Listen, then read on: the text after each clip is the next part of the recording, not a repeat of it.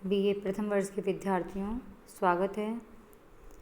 मैं आज आपको नीति शतकम के 16वें श्लोक से अध्ययन कराने जा रही हूँ और इस 16वें श्लोक से विद्वत पद्धति का प्रारंभ हो रहा है।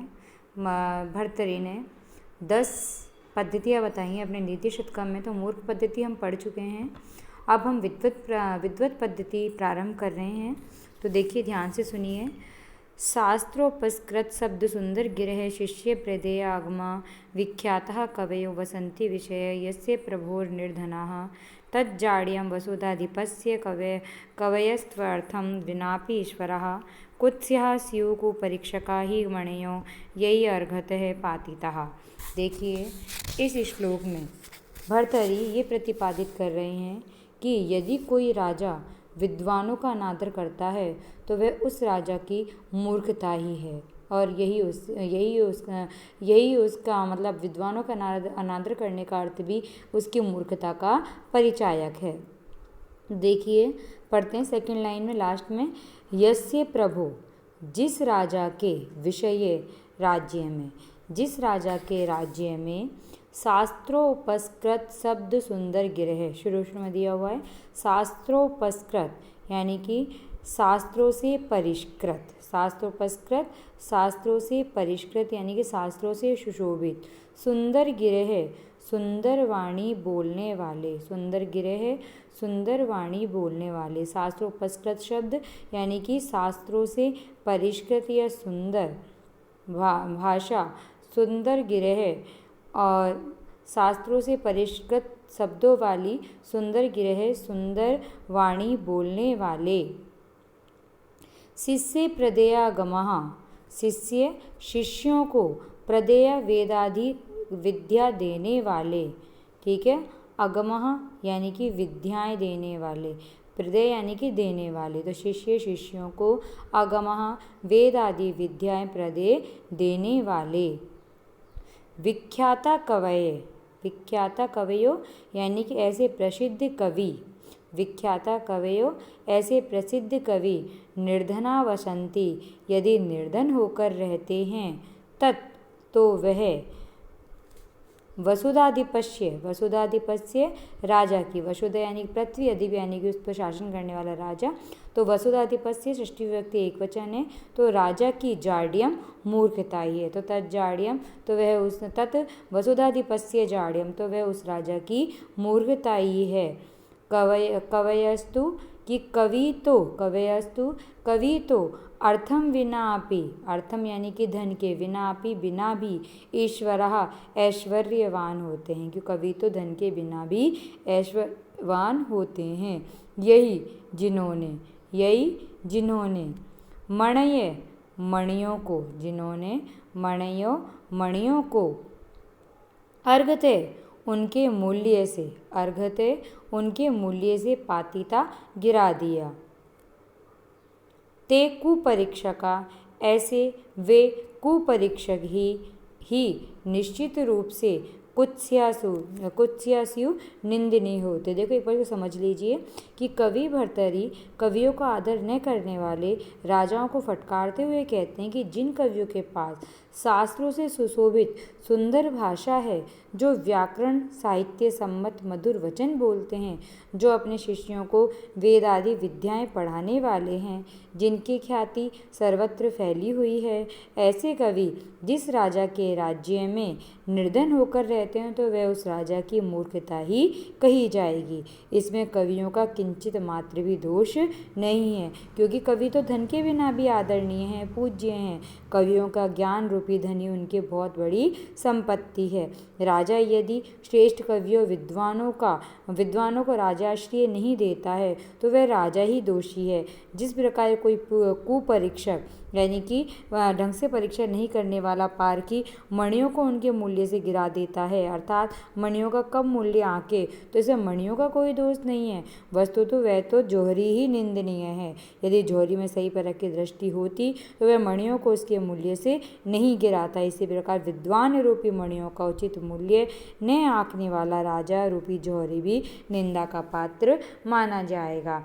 यानी कि कवि भर्तृहरि कहते हैं कि कवि तो क्या कहते हैं बहुत मूल्यवान मणि हैं, जिनको हमें उनके मूल्य से नहीं गिराना चाहिए। तो एक बार दोबारा सुन लीजिए इस श्लोक को एक बार, बहुत अच्छा श्लोक है। कवि भर्तृहरि कहते हैं कि यस्य प्रभु, जिस राजा के विषय राज्य में शास्त्रोपस्कृत शब्द, शास्त्रों से परिष्कृत शब्दों वाले सुंदर गिरह, सुंदर भाषा बोलने वाले शिष्य और शिष्यों को प्रदेय आगमा वेदादि विद्याएं देने वाले विख्याता कवयों, विख्यात कवि या प्रसिद्ध कवि निर्धना वसंती, निर्धन होकर रहते हैं, तो तज्जाड्यम वसुधाधिपस्य, तो वह वसुधाधिपस्य राजा की जाड्यम मूर्खता ही है। कवयस्तु, कवि तो अर्थम विना अपि, धन के बिना भी ऐश्वर्यवान होते हैं। कुपरीक्षा का कहते हैं यही, जिन्होंने मणियों को अर्घत है अपने मूल्य से ही पातिता गिरा दिया है, ते कुपरीक्षका, ऐसे वे कुपरीक्षक ही निश्चित रूप से कुत्स्यासु निंदनीय होते हैं। ठीक है, अब नेक्स्ट श्लोक आपकी स्क्रीन पर है, 17वां श्लोक है। भर्तृहरि कहते हैं कि हर्तुर्याति न गोचरम किमपि शं पुष्णाति यत् सर्वदा अपि अर्थिभ्यः प्रतिमाद्यमानम् अनिशं प्राप्नोति वृद्धिं परां कल्पान्तेषु अपि न प्रयाति निधनं विद्याख्यम् अंतर्धनं येषां तान् प्रति मानम् उज्जत नृपः कस्तैः सह स्पर्धते। देखिए, इस श्लोक में विद्या रूपी धन की प्रशंसा करते हुए भर्तृहरि राजाओं से कहते हैं कि उन्हें कभी भी विद्वानों के साथ प्रतिस्पर्धा नहीं करनी चाहिए। दो कवि यहाँ कहते हैं कि हे नृपा, कि हे राजाओं, हे नृपा, यह नीचे नीचे दिया हुआ है नृपा, कि हे राजाओं, तान प्रति, उन विद्वानों के प्रति, तान प्रति, लास्ट में ही है, तान प्रति, नीचे 4th लाइन में, तान प्रति, उन विद्वानों के प्रति मानम यानी कि अभिमान करना उज्जत छोड़ दो। कहते हैं कवि राजाओं से कि नृपः, हे राजाओं, तान प्रति, उन विद्वानों के प्रति मानम उज्जत, मानम यानी कि अभिमान करना छोड़ दो, उज्जत यानी कि छोड़ दो। येषाम, जिनके पास, येषाम, जिनके पास, विद्याख्यम, विद्या नामक, जिनके पास, तीसरी लाइन में है लास्ट में, विद्याख्यम अंतर्धनम, तो विद्या नामक अंतर्धनम गुप्त धन है। तो कवि कहते राजाओं के राजाओं, उन विद्वानों के प्रति अभिमान करना छोड़ दो, येषाम, जिनके पास में विद्याख्यम, विद्या नामक अंतर्धनम गुप्त धन है।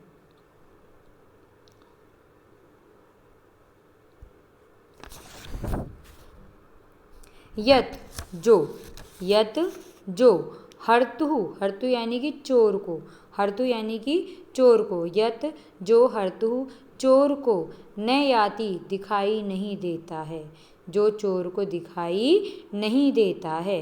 सर्वदा किमपि, किसी अनिर्वचनीय, सर्वदा किमपि, किसी अनिर्वचनीय संपुष्णाति, आनंद को बढ़ाता है, कि जो वो धन है वो सदा किसी अनिर्वचनीय शम यानी कि आनंद को, पुष्णाति यानी कि बढ़ाता है, यानी शम को शांति भी कहते हैं, जो किसी अनिर्वचनीय शांति आनंद को बढ़ाता है। अर्थिभ्य, याचकों को, अनिशम लगातार, प्रतिपाद्यमानम अपि, प्रतिपाद्यमानम देते रहने पर, अपि भी, प्राप्नोति वृद्धिं पराम, वृद्धिं पराम अत्यधिक वृद्धि को, प्राप्नोति बढ़ाता ही है यानी अत्यधिक वृद्धि को प्राप्त करता ही है। कल्पांतेषु अपि, और प्रलय के समय भी, कल्पांतेषु प्रलय के समय में, अपि भी, निधनम यानी कि नष्ट, न प्रयाति नहीं होता है, कल्पांतेषु अपि यानी प्रलय के समय भी जो नष्ट नहीं होता है। तेईस है, उसके साथ, कह कौन, स्पर्धा कर सकता है, यानी कि उस विद्या धनी विद्वानों के साथ कौन स्पर्धा कर सकता है। देखिए पर समझ लीजिए, यहाँ पर भर्तृहरि कहते हैं राजाओं को संबोधित करते हुए कि हे राजाओं, तुम विद्वानों के प्रति अहंकार करना छोड़ दो, क्योंकि विद्वानों का आदर करना चाहिए, क्योंकि विद्वान के पास क्या है, विद्या रूपी धन है और उसकी किसी से तुलना भी नहीं की जा सकती। ये गुप्त धन है। ये विद्या रूपी धन चोर को दिखाई नहीं देता है, अर्थात वह इसे नहीं चुरा सकता। विद्या सदैव ही अनिर्वचनीय शांति प्रदान करती है। सामान्य धन यदि याचकों को दिया जाए तो वह नष्ट होता रहेगा, किंतु विद्या रूपी धन को जिज्ञासु याचकों में कितना ही बांटा जाए वे कदापि नष्ट नहीं होता, अपितु वृद्धि को ही प्राप्त होता है। प्रलय काल में हर वस्तु विनाश को प्राप्त हो जाएगी, किंतु विद्या रूपी धन का प्रलय अवस्था में भी नाश नहीं होता है। तो कहते हैं ऐसे विद्याधनी विद्वानों के साथ कौन स्पर्धा कर सकता है, अर्थात कोई भी विद्वानों की बराबरी नहीं कर सकता। अतएव हे राजाओं, तुम विद्वानों के सामने धन ऐश्वर्य आदि का अहम भाव नहीं रखना चाहिए। तुम्हें तो विद्वानों को अपने राज्य में आश्रय प्रदान कर उनका मार्गदर्शन प्राप्त करते रहना चाहिए। यानी कवि ने स्वदेशे पूज्यते राजा विद्वान सर्वत्र पूज्यते, इस प्रकार से विद्वानों की श्रेष्ठता का प्रतिपादन किया है। यानी कवियों ने राजाओं को परामर्श दिया है कि वे विद्वानों का सत्कार करें, क्योंकि विद्याधन की श्रेष्ठता के कारण विद्वानों का सत्कार करना चाहिए। एक बार दोबारा सुन लीजिए इस श्लोक को, बहुत अच्छा श्लोक है। कवि कहते हैं कि हे नृपा, हे राजाओं, तान प्रति उन विद्वानों के प्रति मानम उज्जत अभिमान करना छोड़ दो। ये शाम जिनके पास में विद्या आख्यम विद्या नामक अंतर्धनम अस्ति गुप्त धन है, यत जो हर्तु चोरों को गोचरम न याति दृष्टि गोचर नहीं होता है सर्वदा, और वह हमेशा किमपि किसी अनिर्वचनीय श्रम शांति अथवा आनंद को पुष्णाति बढ़ाता रहता है। अर्थिव्य और याचकों को यानी कि जिज्ञासुओं को अनिशम लगातार प्रतिपाद्य मानम देते रहने पर अपि भी पराम वृद्धि प्राप्नोति, वह अत्यधिक वृद्धि को प्राप्त होता है। कल्पांतेषु अपि, और प्रलय के समय अपि भी निधनम न प्रयाति, नष्ट नहीं होता है। तई से है ऐसे विद्या रूपी धन वाले विद्वानों के सह साथ में क्या स्पर्धते, कौन प्रतिस्पर्धा कर सकता है। नेक्स्ट श्लोक आपकी स्क्रीन पर है, देखिए। अधिगत परमार्थान पंडितान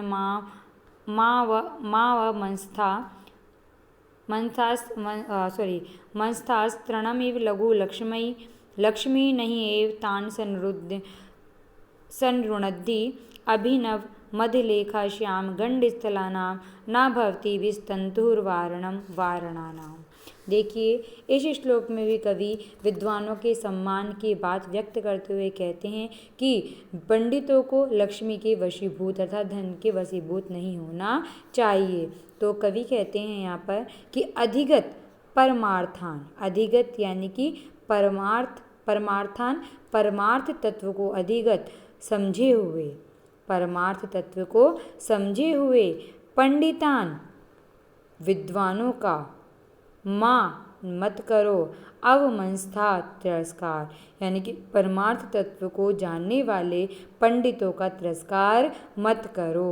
दोबारा सुन लीजिए इस लाइन को कि परमार्थान परमार्थ तत्व को अधिगत जानने वाले पंडितान पंडितों का अवमंस्था तिरस्कार मत करो। लघु तृणम, लघु यानी कि तुक्ष, तृणम इव तिनके के समान, लघु यानी कि तुक्ष, तृणम इव तिनके के समान, लक्ष्मी तान उन्हें, ना एव नहीं, संरुणद्धि रोक सकती है। कह रहे हैं कि तुक्ष तिनके के समान लक्ष्मी उन्हें नहीं रोक सकती है। फिर कहते हैं कवि अभिनव मध्यलेखा, कि अभिनव यानी कि नवीन, मध्यलेखा से श्याम गंड स्थलानाम, श्याम यानी कि श्याम वर्ण के गंड स्थलानाम कपोलों वाले वारणानाम हाथियों को बिस्तंतु कमलनाल का रेशा, बिस्तंतु कमलनाल का रेशा वारणम रोकने वाला न भवती नहीं हो सकता है। देखिए एक बार इसका भावार्थ समझ लीजिए, फिर आपको समझ में आ जाएगा। कवि कहते हैं, राजाओं से कहते हैं कि राजाओं की परमात्मा का साक्षात किए हुए परम ज्ञानी विद्वानों का तिरस्कार मत करो, क्योंकि ये विद्वान सांसारिक विषयों से ऊपर उठे हुए रहते हैं। इन विद्वानों के सामने लक्ष्मी तिनके के समान तुक्ष है। अर्थात विद्वानों को धन के माध्यम से यदि कोई वश में करना चाहेगा तो वो कदापि समर्थ नहीं हो सकेगा, क्योंकि विद्वानों की दृष्टि में धनादि पदार्थ तुक्ष अर्थात सारहीन होते हैं। अतः लक्ष्मी विद्वानों को रोकने में समर्थ नहीं हो सकती। इसी तथ्यों को उदाहरण के साथ व्यक्त करते हुए कवि कहते हैं कि ऐसे हाथी जिनके गंड स्थलों से मद निरंतर बह रहा है, जो अत्यंत शक्ति युक्त एवं युवा हैं, क्या उन्हें कोई कमलनाल का कोई रेशा बांध सकता है? अर्थात नहीं बांध सकता।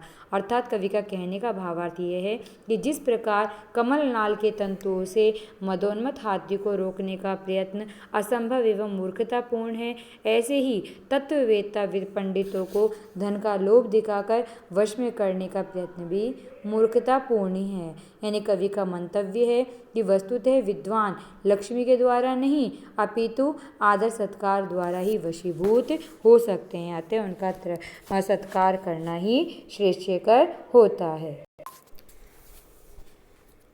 तो एक बार दोबारा समझ लीजिए, आपको समझ में आ जाएगा। कवि कहते हैं अधिगत परमार्थान, परमार्थान है परमार्थ तत्व को अधिगत जानने वाले पंडितों का अब माँ अवमंस्था तिरस्कार मत करो।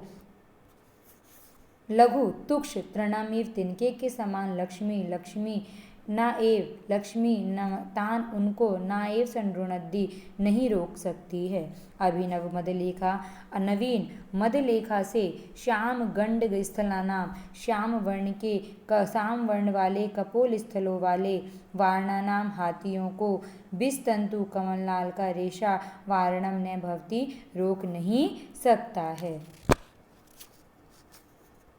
अर्थात लक्ष्मी सामान्य व्यक्ति को प्रभावित कर सकती है, परम तत्व प्राप्त विद्वान को नहीं कर सकती है।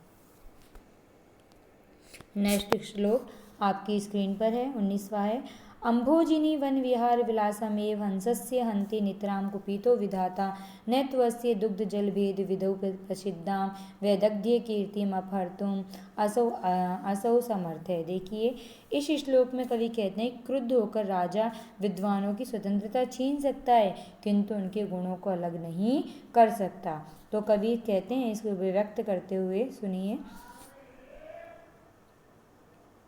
नितराम कुपितो, सेकेंड लाइन में दिया हुआ है नितराम कुपितो विधाता, कि अत्यधिक क्रोधित हुआ विधाता ब्रह्मा। नितराम अत्यधिक कुपितो क्रोधित हुआ विधाता ब्रह्मा।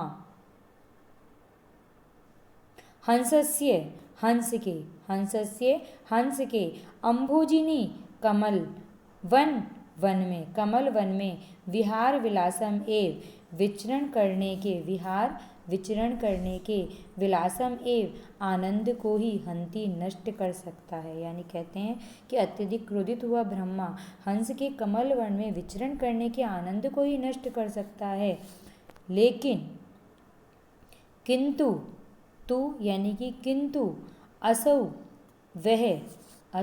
वह विधाता अस्य इसकी, वह विधाता इसकी दुग्ध जल भेद विधौ, दुग्ध जल दूध और जल को भेद विधौ अलग अलग करने संबंधी या अलग अलग करने की विधि से संबंधित प्रसिद्ध वैदग्ध्य कीर्ति निपुणता के यश को, वैदग्ध्य यानी कि निपुणता की कीर्ति यश को अपहर्तुम रोकने में यानी कि हरण करने में न समर्थ नहीं है। देखिए कवि का कहने का तात्पर्य यहाँ यह है कि किसी कारणवश यदि ब्रह्मा अपने वाहन हंस पर अत्यधिक क्रोधित हो जाए तो अधिक से अधिक वह अपने उसे कमल सरोवर में जाने से रोक सकता है। इस प्रकार हंस के कमल वन में विहरण के आनंद को तो नष्ट कर सकता है, किंतु हंस के पास स्वाभाविक नीर क्षीर विवेक नामक जो गुण है, अर्थात दूध तथा जल को अलग अलग कर देने का जो सामर्थ्य है, इस जगत प्रसिद्ध हंस के गुण को ब्रह्मा उसे कदापि भी नहीं छीन सकता है।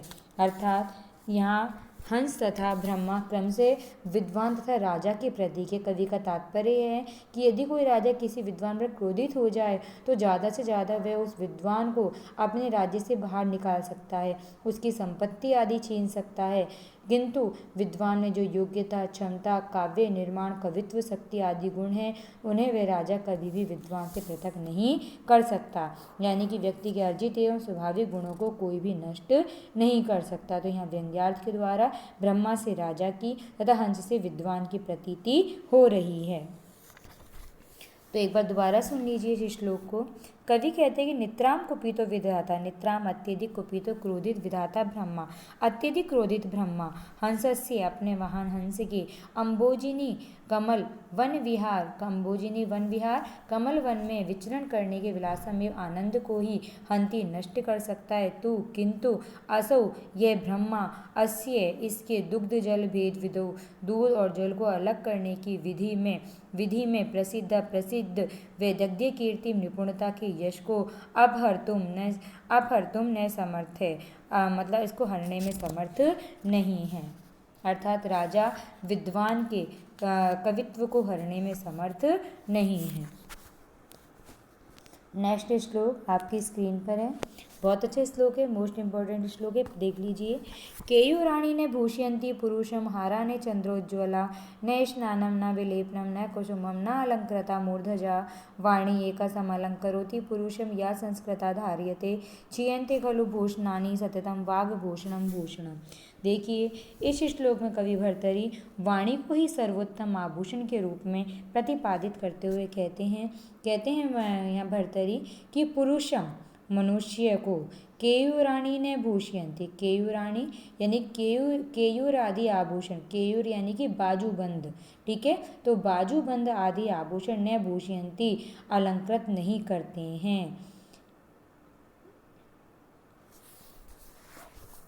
न चंद्रोज्ज्वला हारा और न ही चंद्रोज्ज्वला चंद्रमा के समान उज्ज्वल हारा हार, ना स्नान ना विलेपनम ना ही चंदन आदि का लेप, ना कुसुमम ना ही पुष्प, ना अलंकृतम ना अलंकृत मूर्धजा केश, ना ही अलंकृत केश मनुष्य को अलंकृत व आभूषित कर सकते हैं, या जो संस्कृता सुसंस्कृत धार्यते धारण की जाती है, या संस्कृता धार्यते जो सुसंस्कृत रूप से धारण की जाती है, ऐसी एका वाणी एकमात्र वाणी पुरुष को समलंकृति अलंकृत करती है। खलु निश्चय ही भूषणानि क्षीयन्ते कि आभूषण तो क्षीयन्ते नष्ट हो जाते हैं, लेकिन केवल वाग्भूषणम वाणी रूपी आभूषण ही सततम निरंतर रहने वाला भूषणम आभूषण होता है, कि केवल वाणी रूपी आभूषण ही सदा रहने वाला आभूषण होता है। यानी कि मानव स्वभाव से ही सौंदर्य प्रिय होता है, वह चाहता है कि मैं बहुत सुंदर दिखाई दूं, है इसके लिए तदर्थ अनेक उपाचारों का प्रयोग वह करता है। तो कवि यहाँ पर अपना मंतव्य व्यक्त करते हुए कहते हैं कि व्यक्ति की शोभा बाजूबंद आदि आभूषण धारण करने से नहीं बढ़ती है, चंद्रमा के समान अत्यंत प्रकाशमान हार आदि धारण करने से भी सुंदरता नहीं बढ़ती है, ना ही स्नान से ना ही चंदन आदि के लेप से मानव की सुंदरता बढ़ती है।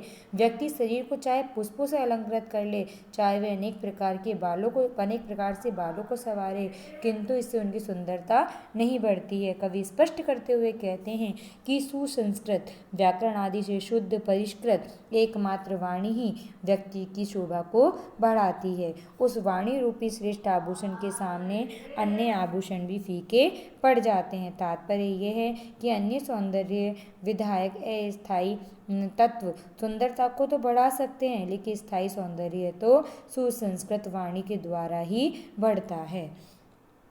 तो अब इस श्लोक को दोबारा सुन लीजिए।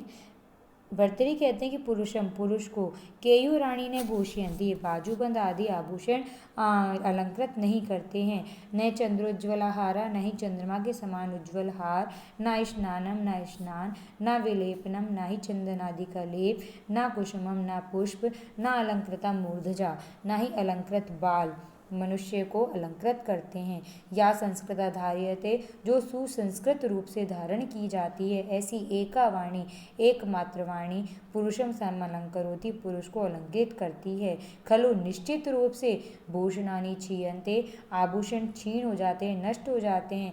वाक्भूषणम, लेकिन वाणी रूपी आभूषण सततम भूषणम, निरंतर रहने वाला आभूषण होता है। आज के लिए इतना ही, बाकी नेक्स्ट श्लोक से अगले वीडियो में हम देखेंगे।